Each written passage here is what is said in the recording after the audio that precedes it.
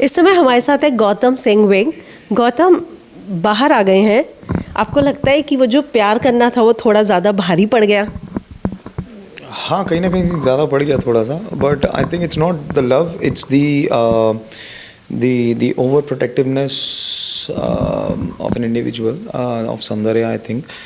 क्योंकि वो भी अपनी जगह सही है, क्योंकि इतनी एलिगेशंस, इतनी चीज़ों के बाद जब इल्ज़ाम लगते हैं तो इंसान कहीं ना कहीं डर जाता है।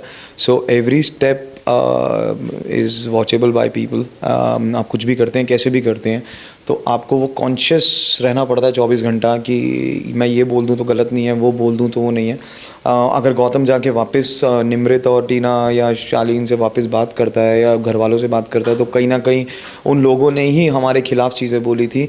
तो अगर वो वापस करता है तो कहीं वो डबल स्टैंडर्ड तो नहीं दिखेगा, कहीं वो ऐसा तो नहीं दिखेगा कि गेम के लिए ये सब चीज़ें हो रही हैं। तो I think because of that, but I have a different way of dealing with the things which I tried couple of times, but वो सौंदर्या को नहीं समझ आई चीज़ें, and we had a fight because of those things. So I was just trying to kind of working in between.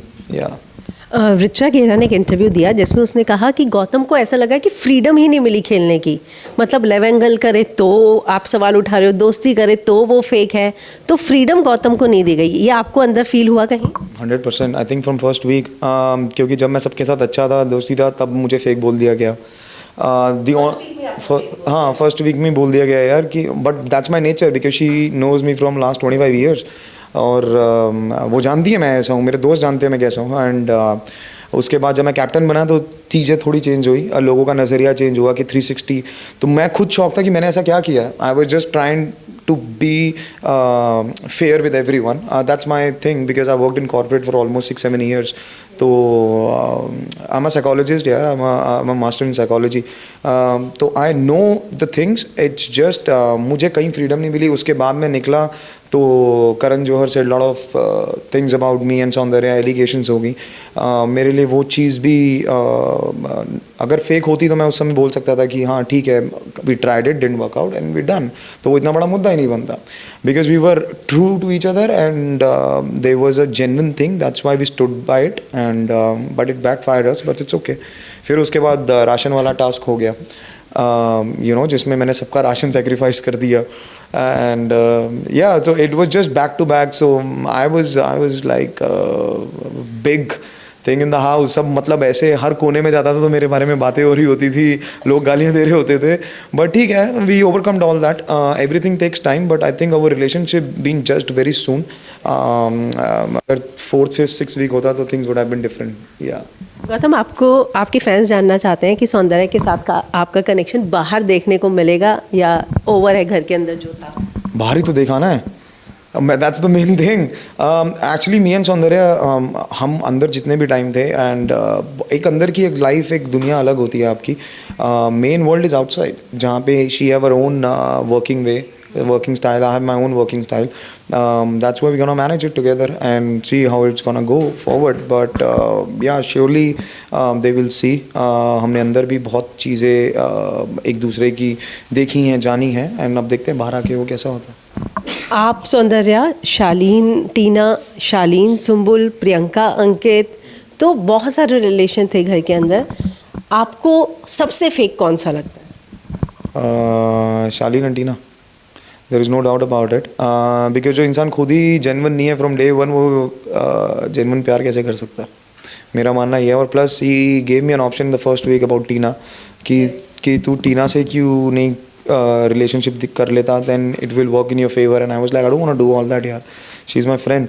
And अब जो मुझे ये एडवाइस दे रहा है उसने खुद वो ट्राई किया and he is doing that and everyone knows यार, एवरीवन नोज।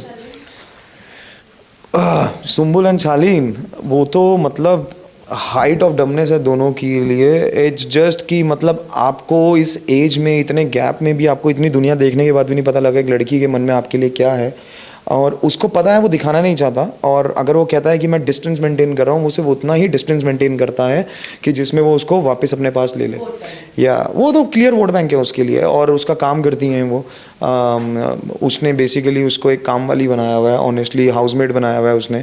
जो चीज़ें दिखी हैं, बिकॉज उसको ऐसा लगता है कि वो उसके फादर ने भी आके बहुत कुछ बोला शालीन के लिए, अगर उसके बाद भी एक लड़की नहीं समझ रही तो उसकी इमेज बाहर ख़राब हो रही है। सलमान सर ने भी 2 दिन पहले भी यही बात बोली थी कि you know it's not about Shalin you, it's about Sumbul. और अगर आप इतने मैच्योर, इतने सेंसिबल हैं तो आपको एक लड़की की रिस्पेक्ट बहुत ज़रूरी होती है। जैसे मैंने सौंदर्या के टाइम पे किया था वो राशन टास्क करके, कि मेरे साथ एक लड़की की रिस्पेक्ट और इंटेग्रिटी जुड़ी थी। आप जो बार-बार फ्रीज पे रेप और ये सब कह रहे थे, आपको लगता है नेशनल टेलीविजन पर कहीं ना कहीं गलत ढंग से लिया गया होगा कि ये मेरी चॉइस है, मुझे कैसी लाइफ पार्टनर चाहिए, शिव से क्यों गले लग रही है?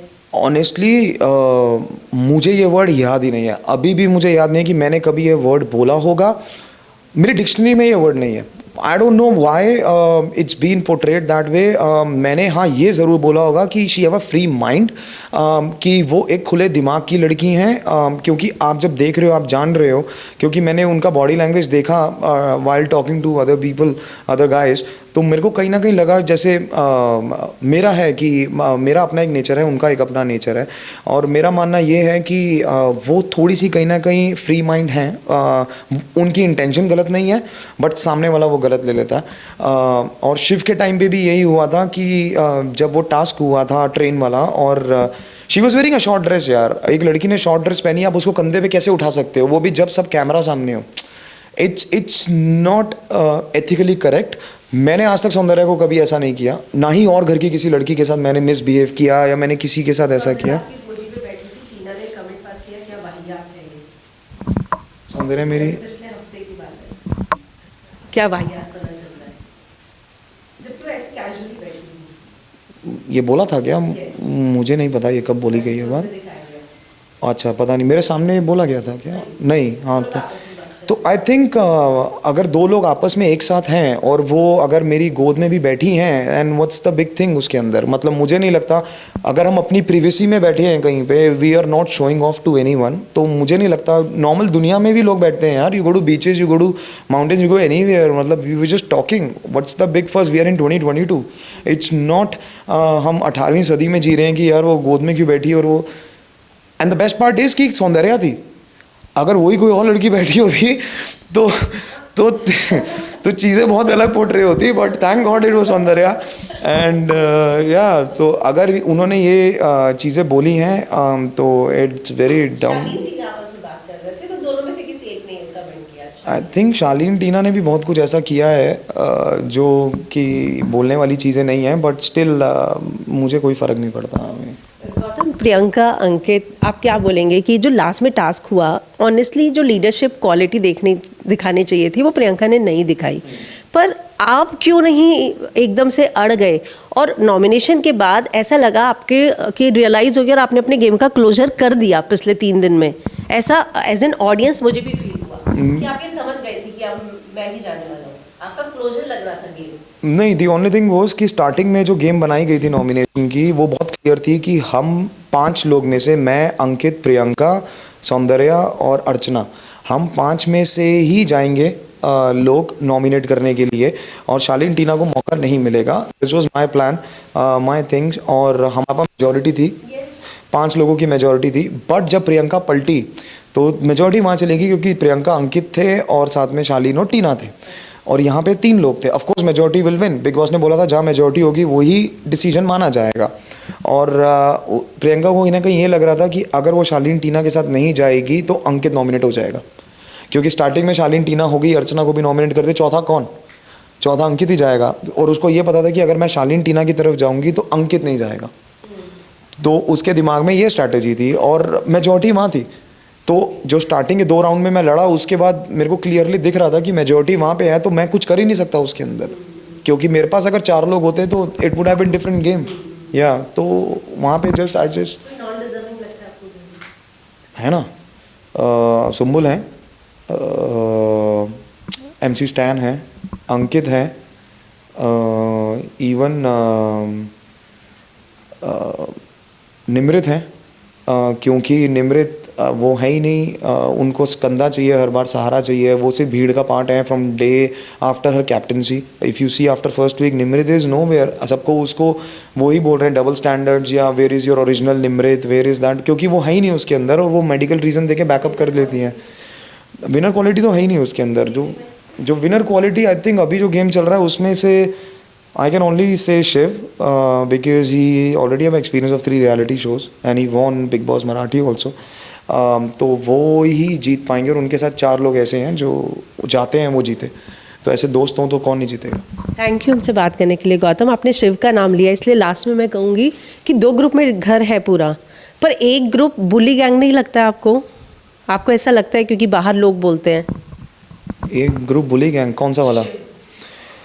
वो बुली गैंग वो प्लीजिंग गैंग है, वो मतलब वो आपस में एक दूसरे को प्लीज़ करने में लगे रहते हैं। बुली गैंग वो तब है जब अर्चना छेड़ती है और वो बुली में सिर्फ शिव ही करता है, वो और कोई नहीं करता, क्योंकि वो सामने से नहीं लड़ता, वो सिर्फ हंसी मजाक में लड़ता है।